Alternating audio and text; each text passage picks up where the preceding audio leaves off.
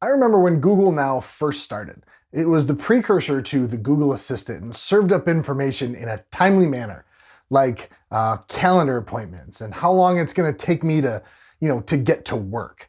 And that was without even asking. And once Google Assistant fully rolled out, all I wanted was a screen in my kitchen with Google Assistant, so I could ask it to, walk me through recipes while I was cooking.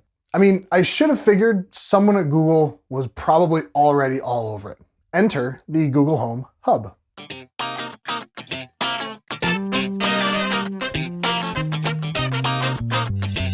What's going on, everybody? Jeremy with Detroit Tech. I, for one, welcome our new overlords over at Google. They keep putting out great stuff. Google Buzz, Google Wave, cats jumping in the hallway, playing with boxes. But seriously though, when they finally came out with the Google Home Hub, I was so excited. After finally getting one and using it for a little while, now we can kind of go over what I actually think about it and see if it's worth it. Now, I'm not going to go over all of the things that Google Home or Google Assistant can do. This is really just about what makes the Hub something different and where it fits in. Now, the big obvious difference from a regular Google Home is the 7-inch touchscreen. I'm a big fan. It gets pretty bright and has okay viewing angles. There's an ambient light sensor right here, so it can kind of dim and not blind me at night. My unit, though, does seem to have a bit of a, let's say, warm cast to it when it gets really dim. So I like it when it's bright, dim, not so much. With the original Google Home, all of your interactions were simply basically me yelling at it and it giving audible feedback. That's it. The Hub actually provides visual feedback. Surprising, right? Ask Google about the weather and it tells you and shows you. Ask Google about your day, it'll show you your calendar, give you an idea of how long it's gonna take to get to work, that sort of thing. Finishing up that dessert you're taking to the dinner party, ask Google how long it will take to get there. Not only will it tell you, it shows you a little bit of a map of the driving path and even sends it directly to your phone. Want to see pictures of your dog? Just ask Google. It'll show you your dog.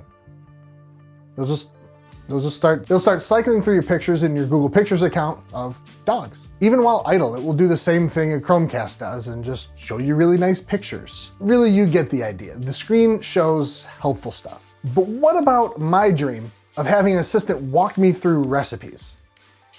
Actually, it'll do that too.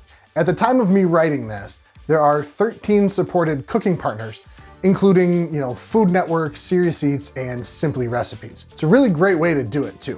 Ask it for a recipe, you can tap it to get started, and then you just use voice commands from there on out. It'll walk you through the ingredients with each voice command from you and telling you, what the next one is when you're ready.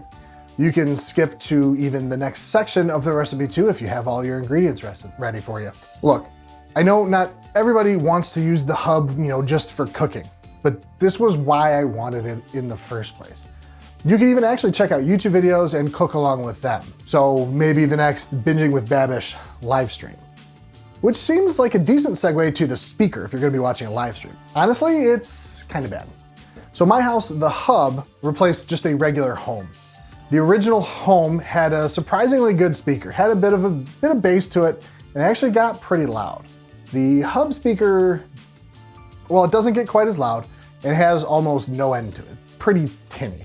The good news for me is my kitchen is open to our living room, and I can just tell Google to cast music to the TV and the stereo system there using the Chromecast. Which actually brings me to another gripe. With the original Home, if I was casting from Google Play Music, let's say, to my living room TV Chromecast, I could just yell, next song. But for some reason with the Hub, I have to say next song on the living room TV every time.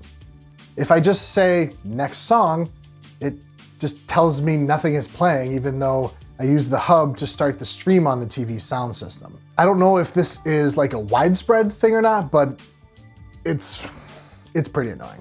Manual operation is pretty easy for the Hub as well. Swiping from the left takes you back home. The bottom gives you the general settings, and swiping down from the top gives you smart home controls. You can go through and adjust your lights if you'd rather not, speak and wake somebody up. You'd also be able to access things like a Nest thermostat or cameras, something like that. There is a physical volume rocker on the side of the device too. That was a weird sentence, but I'm keeping it. I bet you'd think this was perfect for using Duo or Hangouts to video chat with other cool friends through the hub. Haha, wrong. There is no camera here, none. There will be no video spying at all. I mean, they'll listen to everything you say, but no video spying. Got you there. But ultimately, do I think the Google Home Hub is, all my dreams come true? I mean, no. It's a great step in the right direction, sure. I know there are flaws, but they aren't so serious to me that it's a deal breaker. The way I use the Assistant and how my smart home is set up, it works very well with the hub. It's great for me. If you're entrenched in the Google ecosystem the way I am, I would definitely highly recommend the Google Home Hub. So thanks for watching, everybody. If this was helpful, hit the thumbs up and subscribe.